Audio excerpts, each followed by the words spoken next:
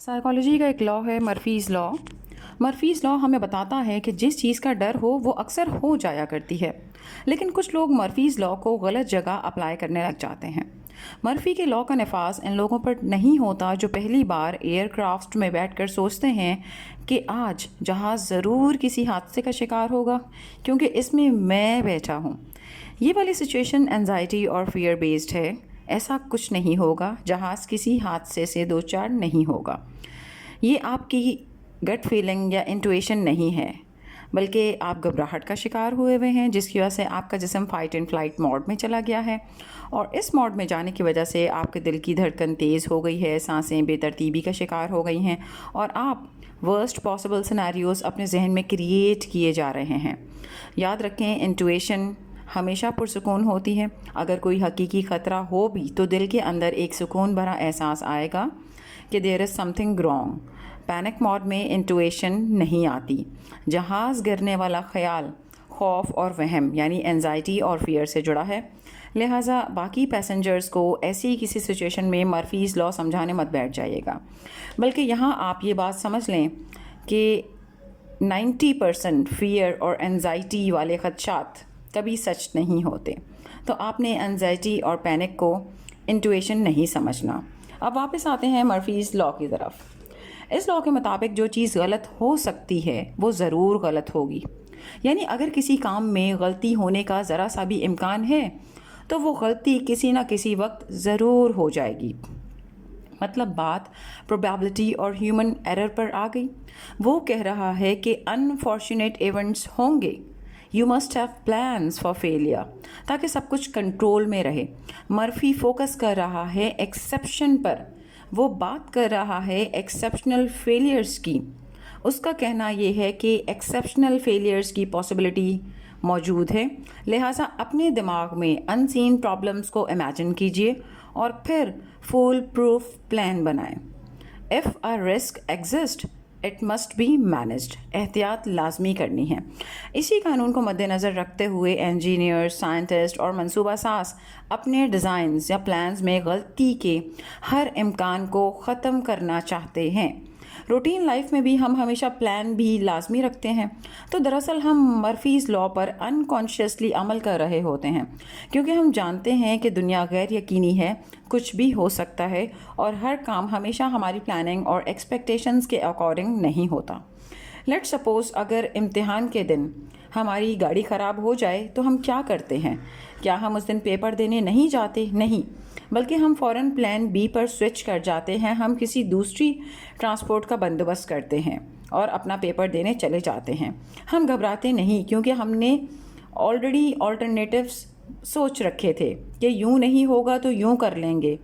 गलत हो सकता था, लेकिन हम ऑलरेडी प्रिपेयर्ड थे। हमने ऑल्टरनेट सोच रखा था, इसलिए कुछ गलत नहीं हुआ। प्लान बी था ना हमारे पास। तो बॉटम लाइन यही है कि अक्लमंद लोग मर्फीज़ के कानून को याद रखते हैं और हर पहलू को बारीक बीनी से देखते और उस पर गौर करते हैं, क्योंकि वो जानते हैं कि छोटी सी कोताही भी किसी बहुत बड़ी गलती का सबब बन सकती है। मार्केटिंग में की जाने वाली एक बहुत मशहूर गलती की मैं यहाँ मिसाल देती हूँ। 1992 में पेप्सी ने फिलिपाइन में एक बड़ी तशहीरी मुहिम स्टार्ट की, जिसका नाम था नंबर फेवर। इस मुहिम के तहत मिरिंडा, 7 अप, पेप्सी और माउंटेन ड्यू की बोतलों के ढक्कन पर 3 अददी नंबर लिखे जाते थे। जिसके पास जीतने वाला नंबर आता उसे 10 लाख फिलिपाइनी पीसो इनाम के तौर पर मिलना था। अब यहाँ गलती क्या हुई? 25 मई 1992 को पेप्सी ने ऐलान किया कि 349 अगले दिन का जीतने वाला नंबर होगा, मगर एक प्रोडक्शन गलती के बाइस कंपनी ने सिर्फ चंद नहीं बल्कि 6 से 8 लाख बोतलों के ढक्कन पर 349 प्रिंट कर दिया। इनमें से ज़्यादातर ढक्कनों पर सिक्योरिटी कोड दर्ज नहीं था, मगर आम आवाम को ये बात मालूम न थी। नतीजतन लाखों लोग 349 वाला ढक्कन लेकर, यानी अपने जीतने वाले ढक्कन लेकर पेप्सी के ऑफिस पहुंच गए। اور انہوں نے کلیم کیا کہ وہ جیت گئے ہیں۔